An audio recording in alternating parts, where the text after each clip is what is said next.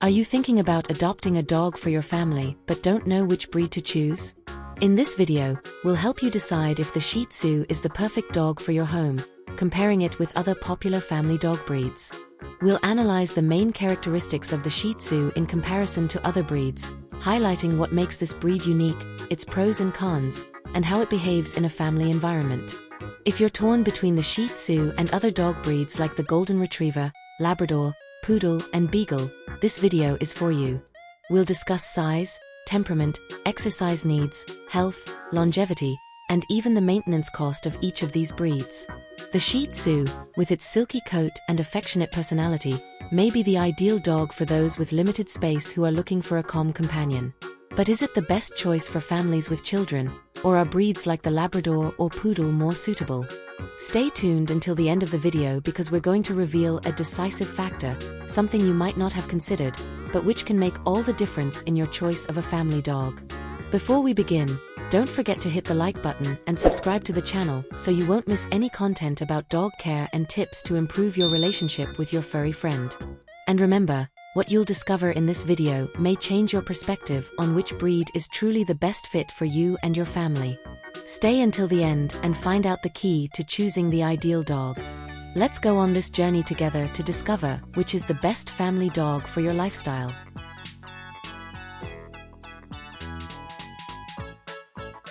Many people think that the size of a dog only affects how much space it takes up on the couch. But the truth is, this characteristic has a direct impact on behavior, daily needs, and even the peace in your home. The Shih Tzu, for example, is small, compact, and completely adaptable to smaller environments. Apartments? It loves them. A cozy corner in the living room? It's happy there. But do all family dogs work like that? Golden Retrievers and Labradors, while extremely affectionate, need more than just love. They need space, movement, and constant stimulation. Poodles, especially the smaller ones, also fit well in small places, but they are more active and may require more attention to avoid developing destructive behaviors. And here comes one of the first twists in this comparison. You're not just choosing a dog, you're choosing an energy to inhabit your home. The Shih Tzu brings a calm, almost meditative vibe. It won't run around the house knocking over vases or scratching doors because it's bored. This may seem like a subtle advantage at first, but when you start living with the pet every day, you'll notice how this tranquility changes everything. If you work from home or have young children, this is pure gold. And speaking of children, have you ever thought about how each breed interacts with the little ones in the house? In many homes, this relationship determines whether the dog will be a loyal friend or an unexpected problem. And that's exactly what we're going to dive into now, the type of patience and affection each breed offers when surrounded by children's voices and toys scattered on the floor. Prepare for some surprises. When we think of a beautiful dog, it's almost impossible not to imagine that shiny, groomed coat, worthy of a magazine cover. And in this regard, the Shih Tzu attracts attention wherever it goes. Its long, silky coat is like a noble mantle that sways gently with every step. But here's the truth that few people talk about. This beauty comes with a cost. Daily brushing, regular baths, and frequent trims are part of the package. If you're not willing to maintain a grooming routine or invest in a good dog groomer, the charm can quickly turn into mats, discomfort, and expensive trips to the pet salon. On the other hand, breeds like the Beagle, Boxer, or even the Bulldog offer an opposite proposal: low maintenance. Short coats, less mess, more practicality. But does the convenience outweigh the lack of that imposing look the Shih Tzu delivers? Then there's the Poodle, which despite its curly and cute appearance, also requires attention, especially to avoid tangling. And if you think appearance is just a matter of vanity, think again. How a dog is cared for directly influences the emotional bond with its owner. Brushing a Shih Tzu can be a moment of daily affection, almost therapeutic, that strengthens the connection between you two. And this brings us to the next decisive point. How do these breeds behave when interacting with young children? Because more than appearance or practicality, a family dog needs to know how to coexist, play, and above all, be patient. Does the Shih Tzu handle little ones well? Or does another breed have the upper hand in this area? What you'll hear next may completely change your perception. Imagine the scene: a child running around the house, toys scattered, loud laughter, and in the midst of all this, a little dog that needs to deal with all this energy. Not every breed is prepared for this, and this is where we start to separate companion dogs from true family dogs. The Shih Tzu, with its gentle nature and attachment to humans, usually gets along well with children, especially when they grow up together. It loves being around, participating in family moments, and yes, receiving affection all the time. But there's an important point: it has limits. It doesn't like to be pulled, pushed, or bothered while it's resting. Its patience is great, but not infinite. Breeds like the Golden Retriever or Labrador seem to have been born for this chaotic and loving environment.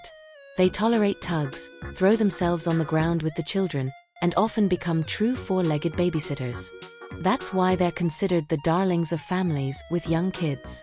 On the other hand, smaller breeds like the Chihuahua, for example, may react poorly to rough handling and show their teeth without hesitation. The Poodle, depending on the size, also requires some care, but is usually more flexible. The point is, living with children requires more than affection. It requires patience, tolerance, and a bit of a playful spirit. And here the Shih Tzu shows its balance. It's affectionate but needs respect. Understanding this helps prevent conflicts and frustrations. And while we're talking about kids' energy, maybe you're wondering, does my lifestyle match the pace of this dog? The answer is closer than you think. Because now, we'll discover something that directly impacts your day-to-day life: the energy level of each breed and how that can interfere with or ease your routine. Have you ever stopped to think about how a dog's energy can completely shape the atmosphere of your home? It might seem like an exaggeration, but it's not. A dog with boundless energy can turn a peaceful day into a whirlwind of barking, running, and creative destruction. On the other hand, a calmer dog can make the routine feel lighter, almost therapeutic. The Shih Tzu fits perfectly into this latter profile. It's the type of dog that's content with a short walk, a stroll around the block, and after that, it just wants a cozy corner to rest, preferably near you. This serene nature is perfect for families with a slower pace, seniors, or those who work from home. In contrast, breeds like the Border Collie or Siberian Husky have intense physical activity needs. A simple walk isn't enough. They need to run, play, and be mentally challenged. Otherwise, they develop destructive behaviors, excessive barking, and even signs of stress. Even beloved breeds like the Labrador can surprise owners with the intensity of attention and movement they demand. The Poodle, especially the medium-sized ones, also has a lot of stored energy, and if it's not properly channeled, it can become a problem. With the Shih Tzu, the physical demand is low, but that doesn't mean it doesn't need stimulation. Light play and constant companionship are enough to keep it happy. This reduced need for exercise makes living with a Shih Tzu much more practical, but it also raises another important question. Does this calmness align with ease of learning? Because if a dog is too calm, could it also be stubborn? Are you ready to discover how these breeds behave during training? The answer will challenge some common assumptions. This is where many expectations fall apart. When it comes to canine intelligence, many assume that a calm dog, like the Shih Tzu, will automatically be obedient. But intelligence and obedience are two different things. The Shih Tzu is intelligent, yes. It understands commands, picks up on the mood of the house, and quickly recognizes behavior patterns. What else is it? Stubborn. If it doesn't feel like obeying, it simply won't. And don't be fooled, it heard what you said, it's just evaluating if it's worth it. This surprises many first-time owners who expected a docile and obedient dog all the time. On the other hand, breeds like the Poodle are true learning sponges. With just a few repetitions, they respond to commands, tricks, and even more complex activities. Labradors are also easy to train, especially when food is involved.